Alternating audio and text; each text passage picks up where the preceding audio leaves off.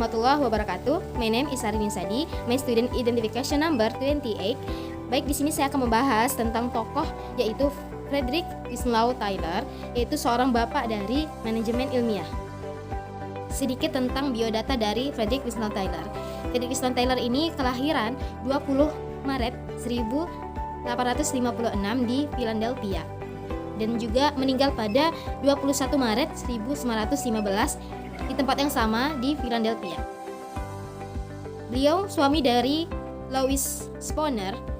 Frederick Winslow Taylor adalah seorang insinyur mekanik asal Amerika yang terkenal dengan usahanya untuk meningkatkan efisiensi industri, atau sering kita dengar atau sering kita sebut bahwasannya bapak dari manajemen ilmiah. Dia mengusulkan bahwa dengan mengoptimalisasi dan menyederhanakan pekerjaan, produktivitas itu akan meningkat. Dan dia juga mengajukan gagasan bahwa pekerja dan manajer perlu bekerja sama satu sama lainnya. Frederick Winslow Taylor ini juga kemukakan gagasan tentang teori klasik bahwa memotivasi para karyawan hanya dari sudut pemenuhan kebutuhan biologis atau kebutuhan biologis itu sendiri dipenuhi melalui gaji atau upah yang bisa diberikan, baik itu berupa uang atau barang serta imbalan-imbalan dan prestasi yang kita berikan. Frederick Winslow Taylor ini mengemukakan tentang scientific management atau manajemen ilmiah yang kita bisa lihat dari bukunya tentang The Principle of Scientific Management.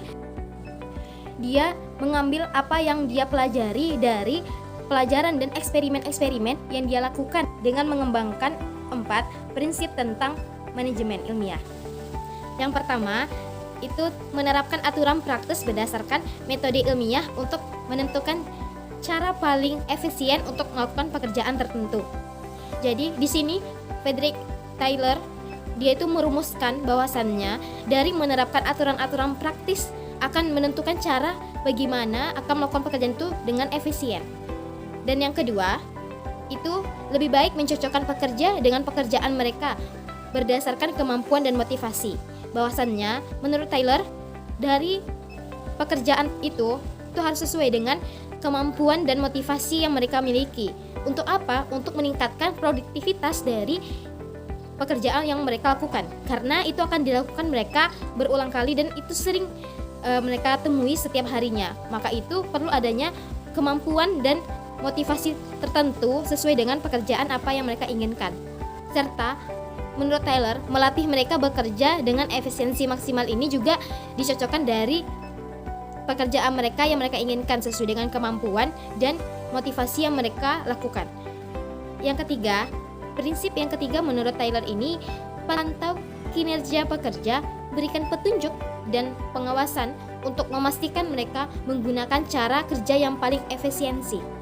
Jadi menurut Taylor ini bahwasannya dari kita menerapkan aturan-aturan dari pekerjaan, tentu saja kita perlu adanya pemantauan serta evaluasi dari pekerjaan tersebut. Jangan kita biarkan, karena dari menurut Taylor ini itulah yang merupakan cara paling efisien, paling tepat untuk meningkatkan produktivitas dari kinerja yang mereka lakukan, dan ini juga akan berdampak pada hasil yang mereka berikan kepada perusahaan. Yang keempat, pengalokasian pekerja dengan benar. Manajer membuat perencanaan dan pelatihan, sedangkan pekerja melakukan tugas mereka secara efisien sesuai dengan arahan manajer. Prinsip-prinsip teori manajemen ini telah dipraktikkan secara luas dan hasil kerjasama antara pekerja dan manajer pada akhirnya berkembang menjadi kerjasama tim yang bisa kita nikmati saat ini. Dari prinsip-prinsip ini bahwasannya manajer perlu adanya perencanaan dan pelatihan, dan produktivitas pekerja ini ditentukan dari kemampuan dan motivasi yang mereka miliki.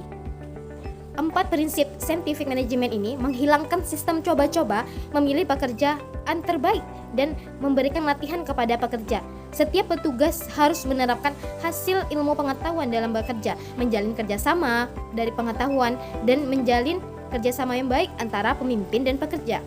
Frederick Winslow Taylor memberikan prinsip-prinsip dasar tentang penerapan pendekatan ilmiah pada manajemen. Yang pertama, pengembangan metode ilmiah dalam manajemen. Yang kedua, seleksi ilmiah untuk karyawan agar setiap karyawan diberikan tanggung jawab atas sesuai dengan apa yang mereka inginkan atau kemampuan serta motivasi apa yang mereka punya. Yang ketiga, pendidikan dan pengembangan ilmiah karyawan.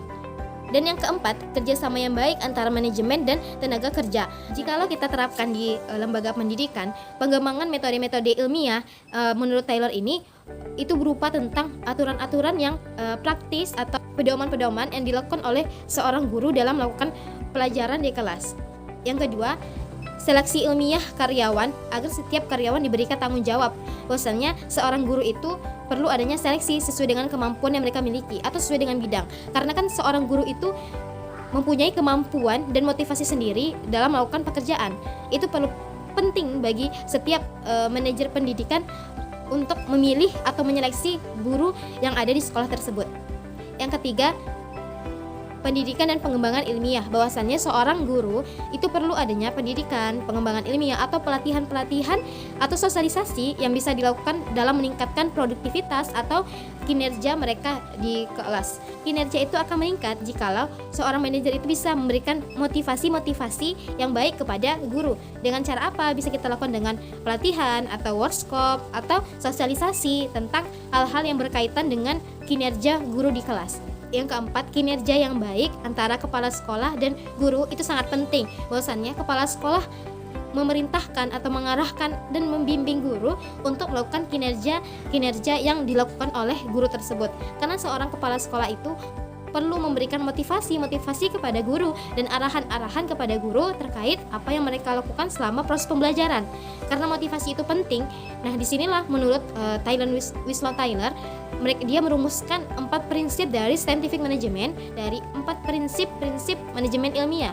Nah, di sini juga bisa kita nikmati pada saat ini dari 4 prinsip tersebut. Adanya aturan-aturan yang berlaku, adanya seleksi yang sangat baik dari proses manajemen.